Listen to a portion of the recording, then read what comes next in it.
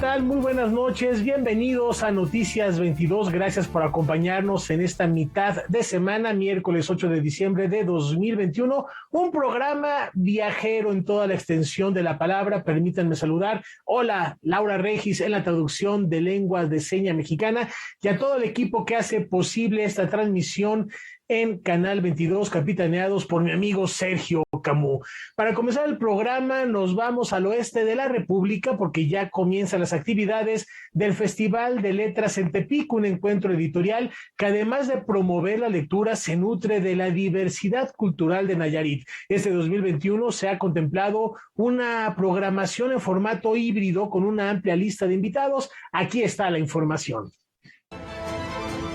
El Festival Letras en Tepic llega a su sexta edición en un formato presencial y virtual y con una nueva sede en Bahía de Banderas, Nayarit, que se suma a la de Tepic de Nervo. Voces de la literatura nacional como Margot Glantz, Cristina Rivera Garza y Enrique Serna participarán en este encuentro que busca acercar a nuevos públicos a la lectura.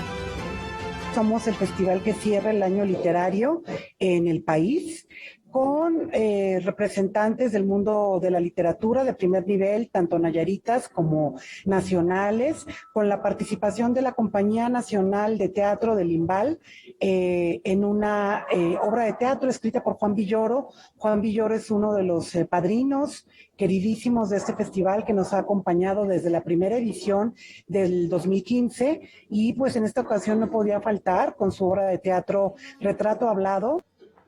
Y también se va a entregar tanto en Bahía de Banderas como en Tepic de Nervo la colección 21 para el 21, que es esta colección de libros gratuitos de 21 libros que está regalando a nivel nacional el Fondo de Cultura Económica y Librerías Educal.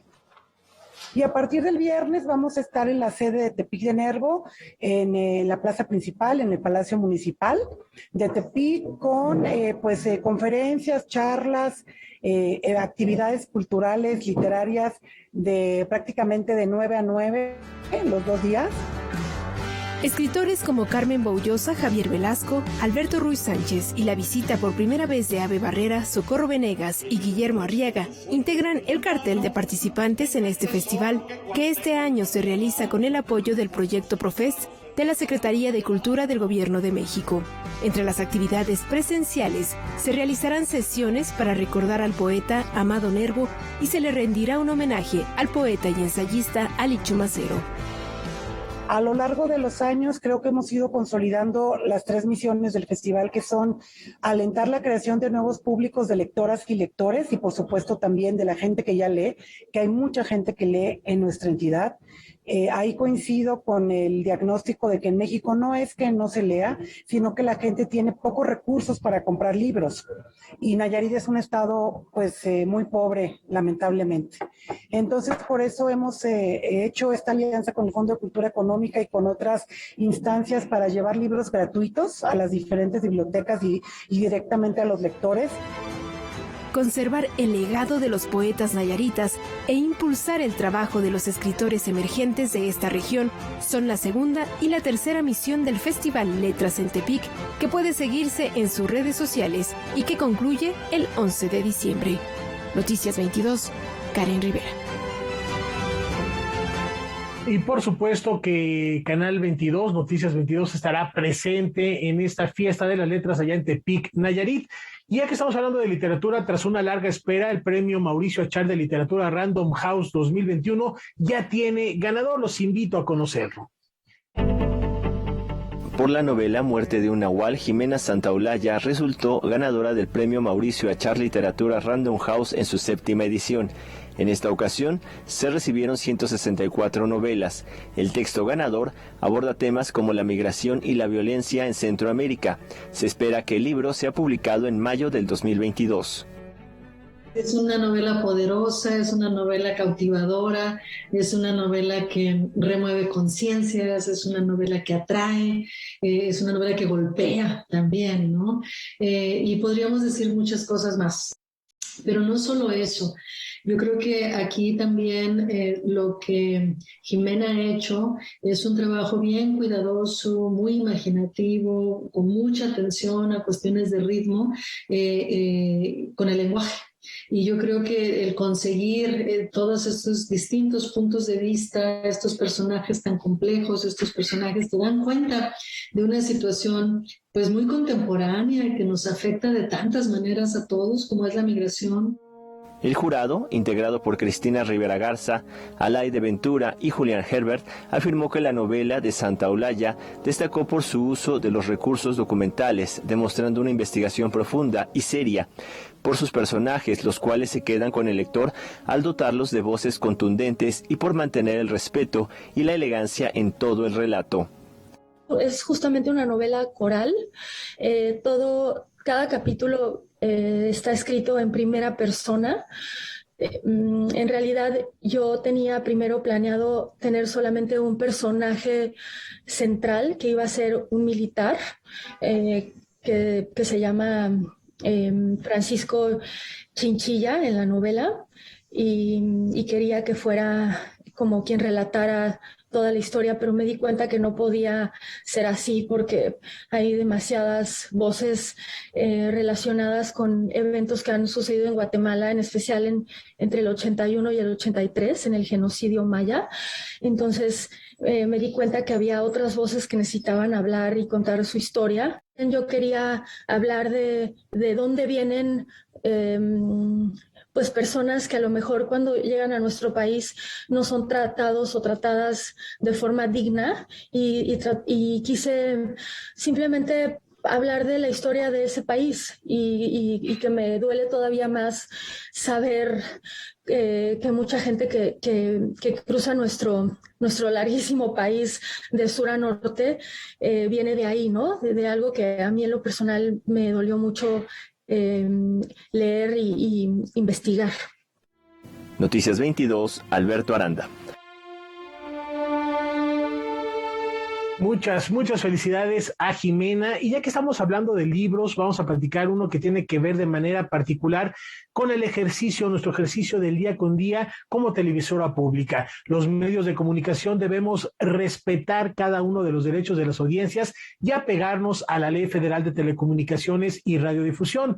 Pero ustedes conocen cuáles son esos derechos o, en caso de que se vulneren, dónde podemos acudir y denunciarlo. Pues toda la información la podrán encontrar en el siguiente libro. Ante la necesidad de difundir los derechos de las audiencias de una forma accesible y evitar lo complejo de la escritura jurídica, la Defensoría de las Audiencias de Radioeducación, el AMDA y la Comisión Nacional de los Derechos Humanos, en colaboración con otras instituciones, presentaron el libro Introducción a los Derechos de las Audiencias y a sus Defensorías en México. La publicación tiene su origen en el curso radiofónico que transmitió de agosto a diciembre Radioeducación por el espacio de la Defensoría de las Audiencias de Radioeducación. Es importante el tema, ya lo habíamos dicho, porque se tienen que conocer los derechos para hacerlos valer y para ejercerlos, pero también es importante entender de dónde vienen, qué son, por qué ocurrieron. Esta publicación sirve como una guía para conocer los derechos comunicacionales de las audiencias en nuestro país. Una docena de especialistas comparten su experiencia y conocimientos en torno a este tema. Además, cada capítulo pretende despertar la discusión sobre la importancia de los derechos de las audiencias en México y dar continuidad a la lucha por garantizar cada uno de ellos. Los derechos de las audiencias a veces se malconciben como una limitante de la libertad de expresión. Los derechos de las audiencias son democracia, son profundización de la democracia, son fortalecimiento de la democracia, porque los derechos de las audiencias lo que buscan es precisamente que todas las personas podamos ejercer en igualdad nuestro derecho a la comunicación y nuestro derecho a ser representados dignamente en la plaza pública, que son estos medios, la radio y la televisión. Conocer los derechos de las audiencias nos da la posibilidad de participar con nuestros medios de comunicación y decir eso me gusta, eso no me gusta por esta razón, porque me está discriminando, porque no está respetando los horarios infantiles, porque yo me siento mal cuando veo algo así en este sentido, porque no se escucha bien, porque está muy cortada la transmisión desde luego los derechos de las audiencias pueden crecer, se pueden mejorar, pueden cambiar y en eso estamos, pero El chiste es que sea no solo de la mano de algunos poquitos teóricos o algunos jurídicos, algunas autoridades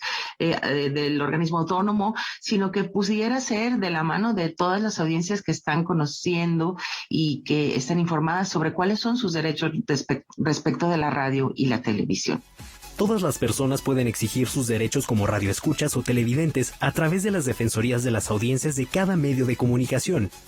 No se trata de que la titular o el titular de la defensoría decida con base en sus gustos si su queja procede o no procede. Lo hace con base precisamente en el conocimiento de los derechos humanos, del código de ética de la institución, del marco legal vigente, define si hay una vulneración y también emite recomendaciones si considera que hay una vulneración. Si no hay una vulneración, también se va a comunicar con usted para explicarle por qué no es una vulneración. Introducción a los derechos de las audiencias y a sus defensorías en México puede descargarse de manera gratuita en el micrositio de Radio Educación o puede adquirirse en su versión física contactando a la Dirección de Difusión de la Comisión Nacional de los Derechos Humanos. Para Noticias 22, Rodrigo Peredo. Ahí está la invitación a conocer nuestros derechos como audiencias y conocer en general todos los derechos a los que somos hereditarios como mexicanos.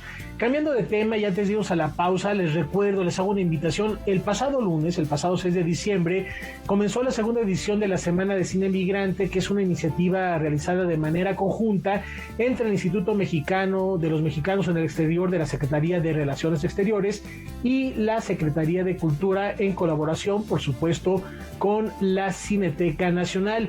Las proyecciones, que incluyen cortometrajes, largometrajes y documentales, se estarán proyectando hasta el próximo 12 de diciembre. Vale la pena consultar la cartelera. Es una propuesta muy rica, donde con el apoyo de los representantes de México en el exterior e integrantes de la diáspora mexicana y la colaboración también del Festival Internacional de Cine de Morelia, se puede llevar a cabo este encuentro. La cartelera está disponible en la sección Ciclos en Cartelera de la página de la Cineteca Nacional, que ustedes están viendo en este momento en su pantalla, cinetecanacional.net, y celebremos también, por supuesto, esta diáspora a través del séptimo arte. Una brevísima pausa, ya volvemos. Y nos vamos a recorrer el mundo. La capital de Noruega, Oslo, ya tiene su tan esperado nuevo museo Edvard Munch. Este espectacular espacio, diseñado en vertical por el estudio de arquitectura español Herreros, responde a un nuevo concepto de museo, además de ser el más grande del mundo dedicado a un solo artista. En Berlín contactamos con Valentina Torrado de nuestro canal aliado Deutsche Welle para que nos cuente más detalles. Mi querida Valentina, ¿cómo estás? Muy buenas noches. Platícanos de este museo dedicado a Munch. Un gran saludo para todos los televidentes desde Berlín. Así es, el artista expresionista noruego más reconocido, Edvard Munch, tiene ahora un gran museo dedicado exclusivamente a él y a su obra. Se encuentra en el corazón de Oslo, al borde del fiordo, en la zona portuaria, junto a la Gran Filarmónica y a otros espacios culturales. Su inauguración se había retrasado un año por la pandemia, pero ahora ya el público puede disfrutar de las increíbles instalaciones a lo largo de un recorrido ascendente de 13 plantas, 11 nuevas salas, donde se albergan casi 28.000 obras, siendo el museo que más obras atesora del artista. La colección Munch, que el propio artista donó a la ciudad de Oslo tras su muerte, incluyen pinturas, grabados, fotografías, dibujos y acuarelas. Si bien Munch es sobre todo conocido por obras como El Grito o La Madonna, también experimentó con varios medios y técnicas que lo convirtieron en un artista polifacético. El museo también expone una serie de variados objetos como las planchas de impresión y piedras litográficas, así como cartas y aproximadamente 10.000 piezas de sus propias pertenencias. Valentina, pero esto es mucho más que un museo. ¿Qué lo hace diferente a otros? El Museo Munch representa un nuevo formato de museo contemporáneo que cumple un rol urbano muy importante para todos los noruegos, ya que le abre las puertas a distintos tipos de público. Se trata además de un gran centro dinámico de arte en donde confluyen la obra de Munch, diferentes espacios lúdicos e interactivos, salas de restauración, un observatorio, una biblioteca y un centro educativo. El nuevo museo también alberga importantes exposiciones temporales de artistas noruegos e internacionales que dialogan con el artista, así como charlas, eventos y espacios multimedia. Oye, Valentina, y en cuanto al diseño del museo, ¿qué nos puedes platicar? En este edificio excéntrico construido en vertical y diseñado por el estudio de arquitectos español Herreros con base en Madrid, es también como un espacio público. Un mirador llama la atención por su fachada de aluminio perforado con distintos grados de transparencias que reaccionan según las condiciones climáticas y de luz externas. Según el arquitecto Herreros, el edificio ha sido construido con materiales reciclados o de baja emisión de carbono, aunque sí reconoce que el mantenimiento de su fachada de cristal es muy costoso. Muchas gracias por su atención y me despido. Hasta pronto. Valentina Torrado, de DW. Muchas gracias, mi querida Valentina. Fascinante lugar. Por supuesto, la obra expresionista de Munch vale la pena siempre tenerla presente. La danza de la vida, ya lo referías, El Grito, otra de las obras emblemáticas, y ahora con este museo que será un imperdible cuando se visite la capital noruega. Muchas gracias, nos vemos la próxima semana y por lo pronto continuamos recorriendo el mundo con la diáspora, ahora de la mano de Edgardo Bermejo. Adelante, Edgardo, vamos contigo.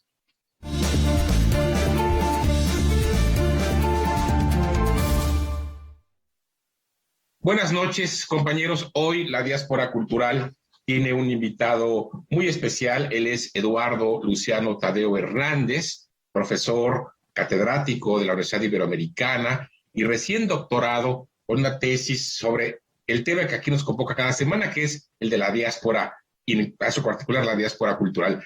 Tadeo ha hecho un estudio del que resultó una tesis doctoral, en el que ha acuñado incluso el término de la medioáspora o mediáspora para referirse a este fenómeno que impacta de forma muy notable en la diplomacia cultural y la diplomacia pública de todos los países, y en este caso específico en el estudio del caso coreano y mexicano.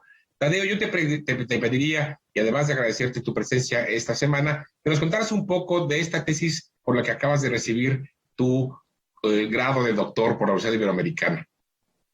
Claro que sí, Edgardo. Primero, muchas gracias por la invitación. Un placer poder conversar contigo. Y te cuento que esta tesis doctoral, como lo mencionabas, habla acerca de las diásporas, pero las piensa como agentes de la diplomacia, ¿no? Como los protagonistas justamente de ese quehacer diplomático contemporáneo. Y lo veo de esta forma porque yo identifiqué en la investigación que las diásporas tienen una gran capacidad de influir, dialogar, de conversar con diferentes actores internacionales para avanzar justamente los intereses que tienen en los diferentes espacios donde se ubican.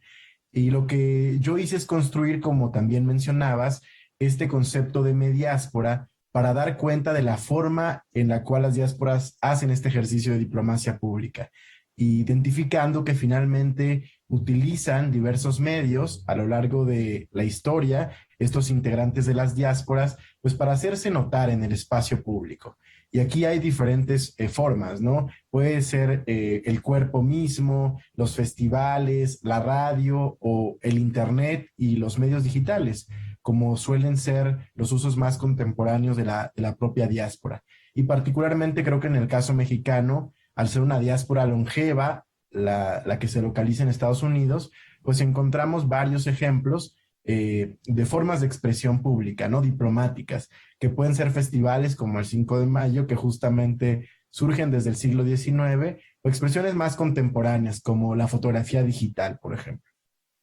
Sí, decía yo, un tema que aquí lo tratamos cada semana presentando a los representantes de nuestra diáspora cultural en todo el mundo, pero que también ha ganado la atención y el estudio de la academia. Y me llama la atención que recientemente se publicó un libro en el que tú participas, coordinado por Vanessa Bravo y María de Moya, que estudia precisamente el fenómeno de las diásporas de América Latina y su impacto en las diplomacias culturales de nuestra región. ¿Podrías hablar un poco de este libro que acaba de aparecer y que recientemente se publicó?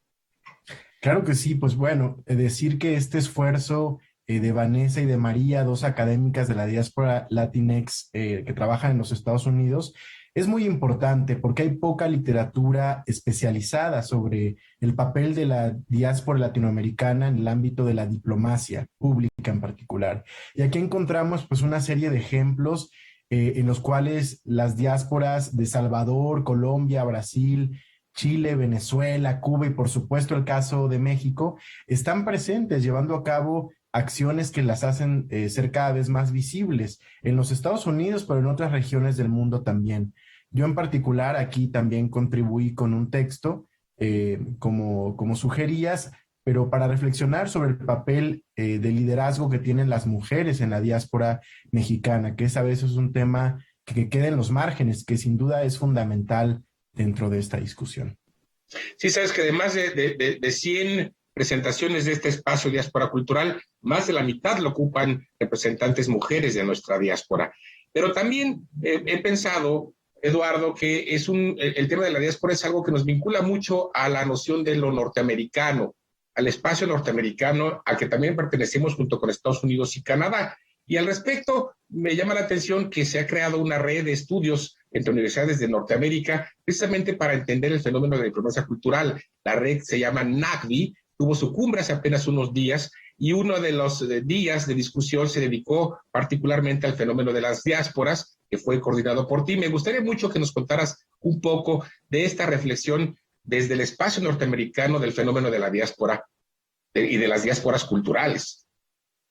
Claro, pues en general NACDI es una red que es un ejemplo de cooperación cultural en América del Norte y desde ahí hemos estado trabajando en estas cumbres de diplomacia cultural, la primera justamente desde Canadá en el 2020, esta que mencionas en el 2021 con sede en Los Ángeles, donde se trató el tema de la diáspora y su importancia en la diplomacia cultural, concluyendo que definitivamente es un actor que nos enseña cómo construir nuevas formas de colaboración más horizontales y digamos solidarias en un escenario tan complejo, ¿no? Como el contemporáneo. Y finalmente, decirte que tendremos otra cumbre de diplomacia cultural donde en siguiente año en la Ciudad de México, donde también vamos a rescatar este tema de la migración y las diásporas, pero donde hablaremos en general de políticas culturales. Creo que el siguiente año pues va a ser fundamental en ese sentido, porque además de esta cumbre queremos establecer un diálogo con la conferencia de Mondiacult UNESCO que también se va a celebrar en nuestro país el siguiente año. Es la conferencia mundial de políticas culturales a la que vendrán pues ministros de cultura de casi todo el mundo y que será de nuevo en México cuando después de que lo fue en el año 82, 40 años después, México y Mondiacult vuelve a ser un parteaguas para el estudio de las políticas culturales. Yo pensaría, Eduardo, que, y por eso este espacio existe en el Canal 22, que nuestras diásporas, nuestros representantes mexicanos de la diáspora, amplían la noción de lo mexicano, ponen a lo mexicano en un espacio extraterritorial al que pertenecen desde hace mucho tiempo y que ustedes, los académicos, empiezan a estudiar con más sistematicidad. ¿Estás de acuerdo en esto? Me parece que sí, Edgardo, totalmente de acuerdo. Creo que las diásporas nos ayudan a reconocer que ya no solamente es una comunidad imaginada de la que hay que hablar, sino de mundos imaginados diversos, ¿no? Que son parte de la propia expresión heterogénea de la diáspora mexicana en el mundo. Pues estaremos muy pendientes de la próxima reunión de NACDI. Te agradezco mucho. Espero que tu tesis doctoral pronto se publique y de nuevo te agradezco tu presencia en este espacio de Canal 22. Gracias, Edgardo. Hasta pronto. Hasta luego. Muchas gracias, Edgardo. Muchas gracias, Eduardo. Y también esperamos pronto tener en nuestras manos esta tesis publicada para conocer más sobre la diáspora cultural de México al mundo. Y nuestra siguiente escala será en la ciudad de Ravenna, Italia, porque ahí se exhibe Mosaicos para Dante, una propuesta que ya estuvo en nuestro país y con la cual un aproximado de 140 artistas rinden un homenaje al autor de la comedia a 700 años de su partida. Luego de presentarse durante octubre y noviembre pasados en la Universidad del Claustro de Sor Juana en la Ciudad de México, la exposición Mosaicos para Dante fue inaugurada en la Galería Arte Pallavicini 22 de la ciudad de Rávena, en Italia. La muestra es patrocinada por el Departamento de Cultura del municipio de Rávena y la Academia de Bellas Artes de esa ciudad, donde el autor de la Divina Comedia falleció el 14 de septiembre de 1321. Mosaicos para Dante conmemora la fecha con igual número de obras. Llevamos en este proyecto más de un año y en él participan 140 artistas mexicanos de todo el país. Creo que prácticamente cubrimos todos los estados. Acaso faltarán algunos, pero prácticamente todo el país, de todas las latitudes tenemos artistas y además son artistas, es una muestra que se puede considerar de lo más plural porque incluye artistas de diferentes edades, de todas las edades. Hay artistas muy jóvenes, hay artistas ya grandes con larga trayectoria. El proceso de creación de estos mosaicos partió de información compartida con todos los artistas para que fuera punto de referencia para piezas en formato de 20 por 20 centímetros. Se hizo un trabajo de estar enviando toda esta información para generar ese contenido que les pudiera inspirar, que les pudiera a ellos también llevar a encontrar sus motivos, sus temas, sus pretextos visuales y plásticos, gráficos. Y cada uno los fue decidiendo, había una gran libertad en eso para no generar una sola línea de trabajo, sino que se les dio la completa libertad de que trataran el tema Dante, tal cual, no solo de sus obras, no solo la Divina Comedia, sino Dante como personaje. Las diversas perspectivas plásticas en torno a una de las cumbres de la literatura italiana y mundial también se hermanan con una tradición de Rávena. Rávena es una ciudad con una larga tradición centenaria de varios siglos de producción de mosaicos. Hoy sigue siendo famosa a nivel mundial por la producción de mosaicos. Y entonces de esta manera, con el título Mosaicos para Dante y con el formato que se le dio, unimos esa tradición con el personaje histórico. Cada artista produjo un formato obviamente mayor, se eligió un formato de 20 por 20, y cada artista produjo 5 obras en ese formato para conformar el gran mosaico de 700 obras que significa esta muestra. Mosaicos para Dante permanecerá en la Galería de Arte Pallavicini 22 hasta el 10 de diciembre. Su curador, Fernando Aroche, contempla la posibilidad de exhibirla en otras ciudades de Italia y Europa. Noticias 22, Víctor Gaspar. Bueno, y vaya si la obra de Dante ha sido motivo de inspiración para cualquier cantidad de artistas a lo largo de la historia. Cambiando de tema, como todos los días, los invitamos a que no se pierdan en punto de las 9 de la noche Debate 22. Hoy Kimberly Armengol recibirá al infectólogo Francisco Moreno y al virólogo y epidemiólogo Andrew Comas para hablar sobre la variante Omicron de la COVID-19. No se lo pierdan terminando este espacio informativo y continuamos con mucho más después de esta brevísima pausa.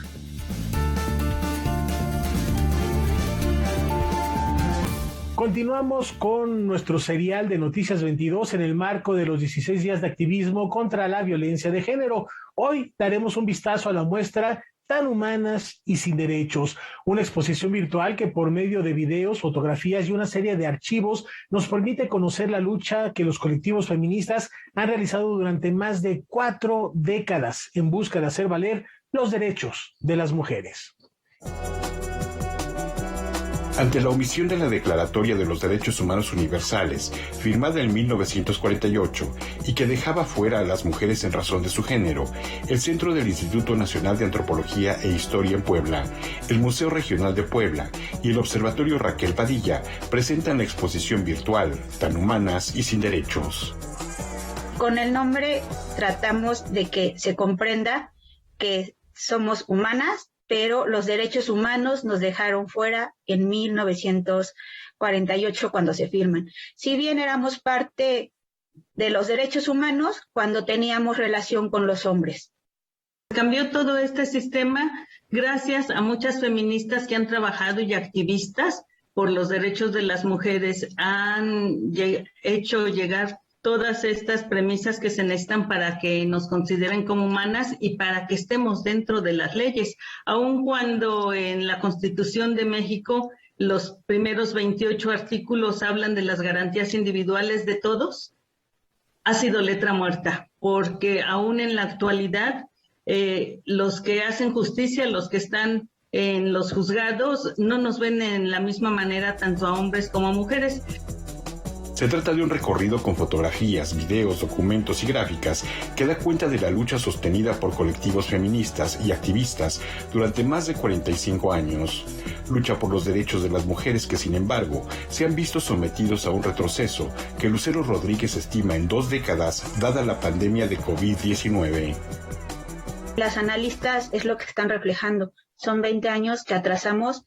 Insisto, educativamente, laboralmente, las primeras mujeres que fueron despedidas en los trabajos por esta crisis mundial fueron mujeres. Las mujeres regresaron a su casa y se evaluó que también el apoyo de los hombres fue mínimo.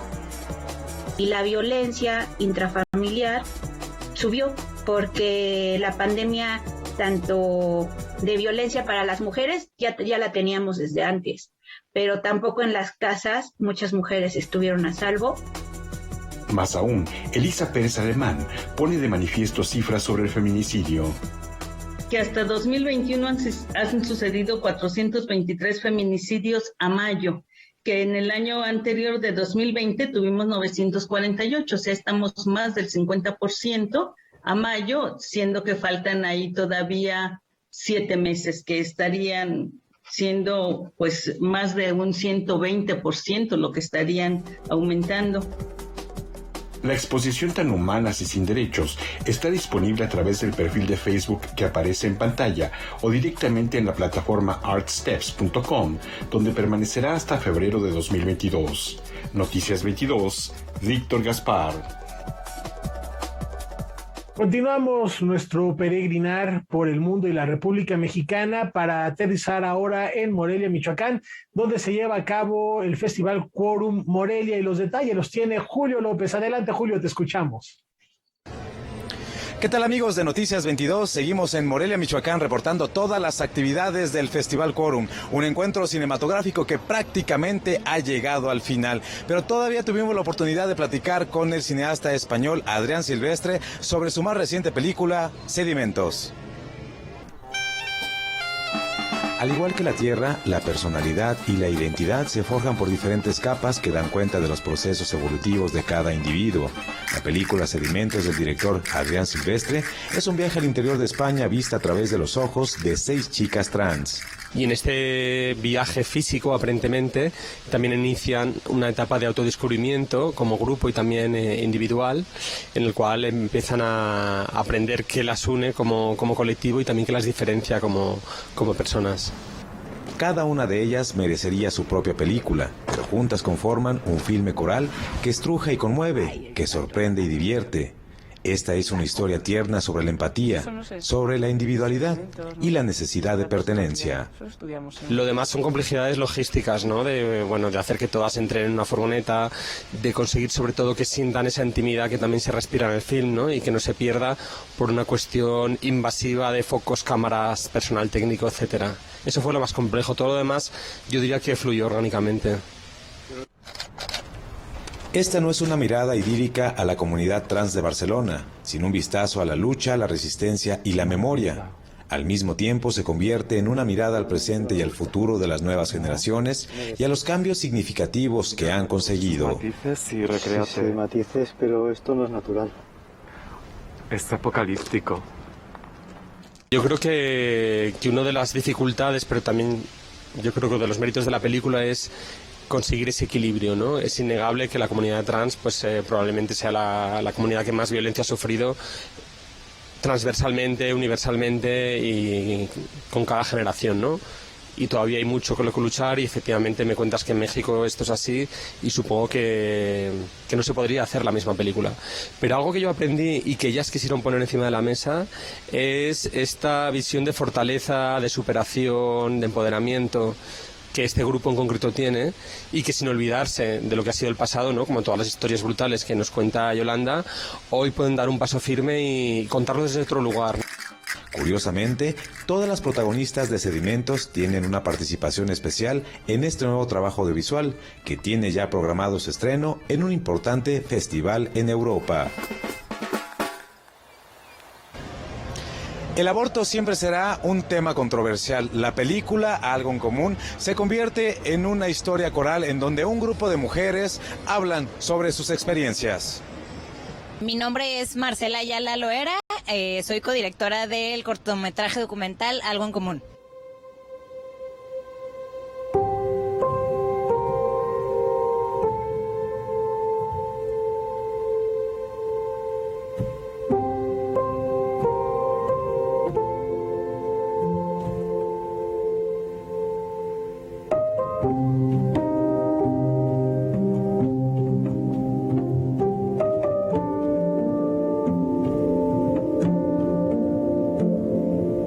Yo soy Bárbara Ramírez, también soy la codirectora de Algo en Común, cortometraje documental, y pues básicamente es una historia de mujeres que han tomado la decisión de realizar un aborto pues voluntario, ¿no? Entonces nosotros queríamos a través de este proyecto contar un poco sus historias desde una perspectiva pues muy humana. Cuando yo me subo a hacer la prueba y veo las 2 rayitas, sentí que toda la sangre del cuerpo se me fue y empezaron a pasar 1000 escenarios por mi cabeza. Luego, ojalá fuera tan fácil dar en adopción y que te aseguren que se va a ir con una buena familia. Le digo, pero desde el momento en el que yo le diga a mi papá estoy embarazada, estoy fuera de la casa. Esta es una historia neoleonesa 100%, justo las historias de las mujeres que aparecen en el documental, que nos comparten sus experiencias, son mujeres neoleonesas, y pues justo el crew está radicado también en Monterrey, Nuevo León. Sí creíamos necesario sumar un punto de vista distinto, un punto de vista femenino, en donde también pudiéramos otorgarle digamos una sensibilidad distinta, ¿no? En donde pudiéramos abordarlo quizás desde una óptica un poco más humana y más empática, deslindándonos un poco quizás de toda la jerga política y jurídica que sabemos que rodea el tema y que totalmente no lo aísla, ¿no? O sea, finalmente es un tema que está sujeto, está instalado dentro de un cierto marco. Sin embargo, sí creíamos muy necesario empezar a abordar el tema desde otras ópticas. Fue el tema de mis papás, ¿no? O sea, mis papás se casaron muy jóvenes. Yo fui el anillo de compromiso de mis papás. Quedaron embarazados, boda express. La verdad es que, digo, Marci y yo hemos tenido esta conversación también muchas veces de que, wow, ¿cuál va a ser el impacto que va a tener?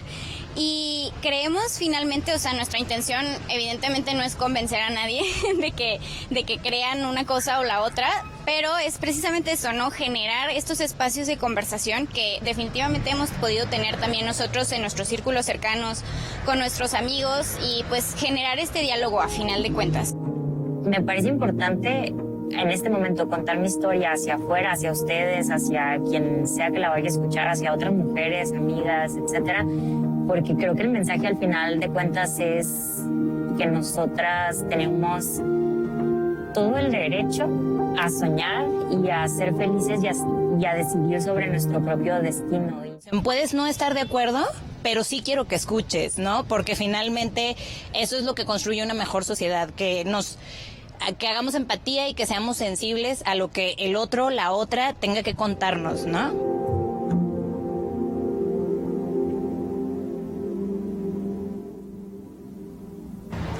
Bueno, pues ahí lo tienen, se han vivido días muy intensos en este encuentro cinematográfico, pero ya el día de mañana conoceremos a los ganadores de la 6ª edición del Festival Quórum. Yo me despido, muy buenas noches. Muchas gracias, Julio, muy buenas noches, un abrazo hasta Morelia y mañana estaremos al pendiente de esta lista de ganadores. Vamos a hacer una brevísima pausa. Al regresar, Visión Global. Estamos prácticamente a unas horas de que se lleve a cabo la Cumbre de las Democracias organizada por Estados Unidos.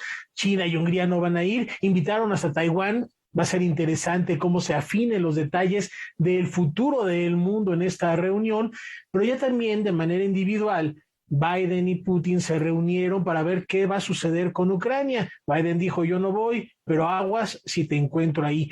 ¿Cómo entender lo que está pasando en esta parte del mundo? ¿Quién mejor para explicarnos que la doctora Ileana Rodríguez Santibáñez en Visión Global?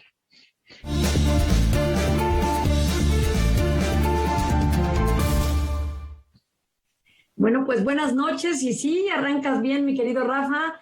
El mundo está lleno de antinomias y ahora lo estamos observando. Primeramente con la llamada que justamente ayer realizó Biden y Vladimir Putin. Después de 11 meses en estar en el cargo, el presidente Biden por 2 horas sostiene una llamada telefónica o videollamada, porque sí pudieron verse en sus hermosos e increíbles escritorios que denotan ese ego y esa personalidad de ambos. En ese marco, bueno, pues ¿qué es lo que reclaman? Que tenga cuidado Rusia con meter su nariz en Ucrania más allá de lo debido. ¿Y qué es lo que está pasando en Ucrania? Recuerden el contexto brevemente.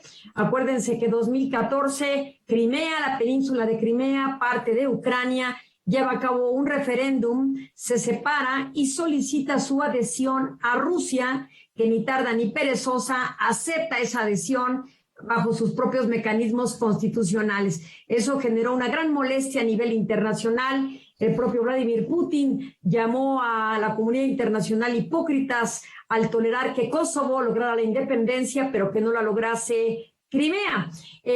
Dentro de todo ese contexto, lo que sí se ha podido observar es una gran movilización de tropas por parte de Rusia, no solamente en su propia frontera, sino movilizaciones también navales frente a las costas de Crimea, abarcando estrechos que corresponden también a la propia Ucrania, tomando también en consideración que a principios de este año un estrecho que prácticamente separa a Ucrania de Crimea fue restringido en su navegación de manera unilateral por parte de Rusia, siendo estas aguas internacionales violentando el propio derecho internacional que permite el paso en tránsito dentro de los propios estrechos.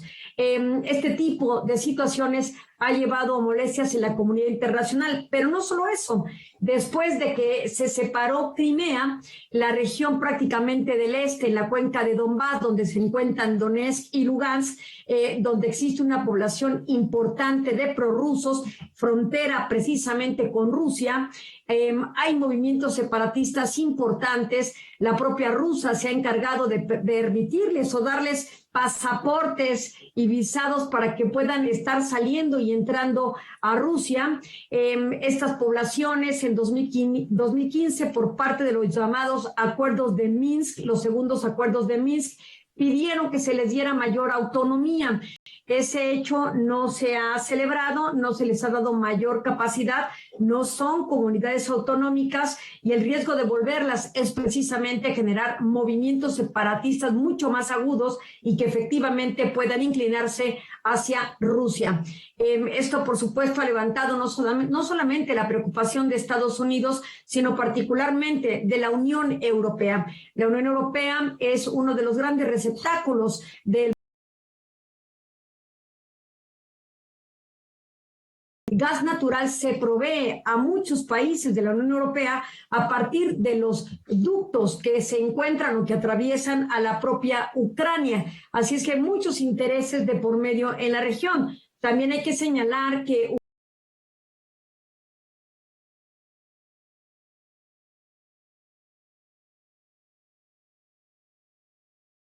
se separa en 1991, pero conserva en su territorio no solamente material valioso para producción de energía nuclear, sino también mantiene grandes almacenes o bodegas que guardan mucha artillería de la Segunda Guerra Mundial, además de una población altamente entrenada para efectos de guerra. Entonces, Ucrania tiene esta situación. Pero también hay que señalar que dentro de los índices de pobreza que Ucrania guarda, no ha sido sujeta, por ejemplo, de préstamos del Fondo Monetario Internacional ni de ningún otro banco. Así es que la situación de Ucrania es muy compleja y por supuesto que tiene sí también esta población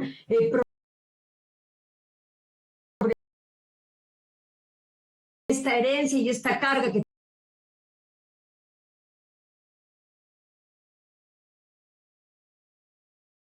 los rusos, pero Estados Unidos, la Unión Europea señalado que si Rusia mantiene posibilidad de una intervención el siguiente año, lo que van a hacer entonces es emitir sanciones, a lo que se ha señalado entrecomilladamente como un paquete nuclear de sanciones por la explosividad, metafóricamente hablando, de lo que puede ocurrir, no solamente el congelamiento de activos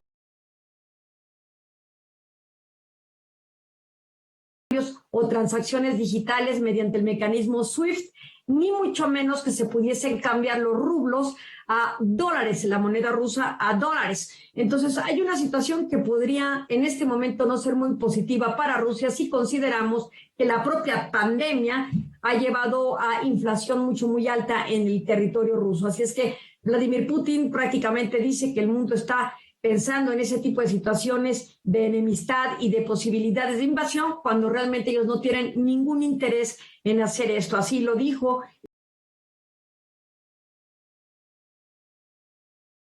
el caso de que haya movilizaciones respecto al territorio ucraniano. Y de allí nos vamos precisamente tratando de pacificar regiones, pues nos vamos a Estados Unidos y ciertamente inicia la cumbre de las democracias, un poco desangelada. Se pretende hacer una plataforma donde se puedan mostrar estas evidencias de cooperación para fomento de las democracias. Hay que decirlo, Unión Europea llega con las manos atadas porque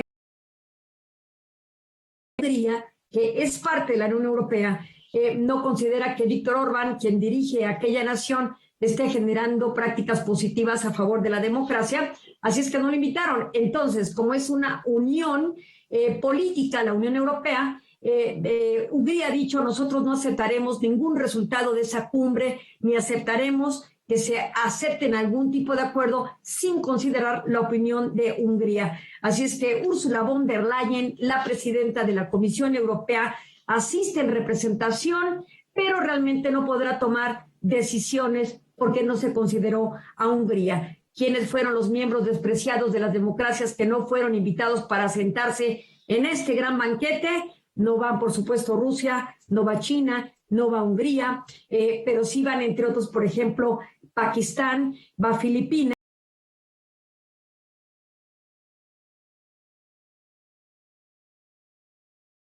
Invitado, y aquí la gran pregunta es, ¿qué es la democracia? China hace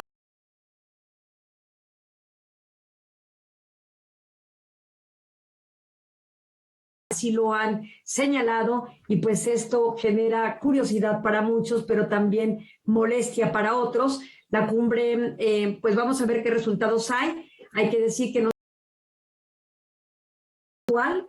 vía plataforma digital, sino que también se presentarán aquí. Ponen la mesa en la defensa de los derechos humanos que están haciendo los estados y qué pueden hacer para contribuir en su protección. Esto es un poco el panorama, terminando el año con una disputa en términos de qué es la democracia, mientras otros hacen alarde de su artillería para tratar de persuadir a ciertas poblaciones. Así las cosas en visión global. Pues más allá de etimologías, mi querida Eliana, de significados, respetando por supuesto las soberanías, hay que ponerse de acuerdo en muchas cosas y que concierne a estas 109 naciones que se van a reunir, a China también, y por supuesto cuando Estados Unidos lanza una amenaza como la que lanzó a Rusia, no tiembla Vladimir Putin, temblamos todos en el planeta. Muchas gracias, mi querida Eliana. Nos vemos la próxima semana y nos vamos a despedir. Lo hacemos como es costumbre con música, o recordando a John Lennon, a quien le arrebataron la vida un día como hoy en 1980, uno de las figuras más influyentes, icónicas del siglo pasado, por supuesto, integrante y fundador también de los Beatles, a 41 años de su partida. Escuchamos quizá la que es su canción más popular, Imagina. Muchas gracias, nos vemos mañana.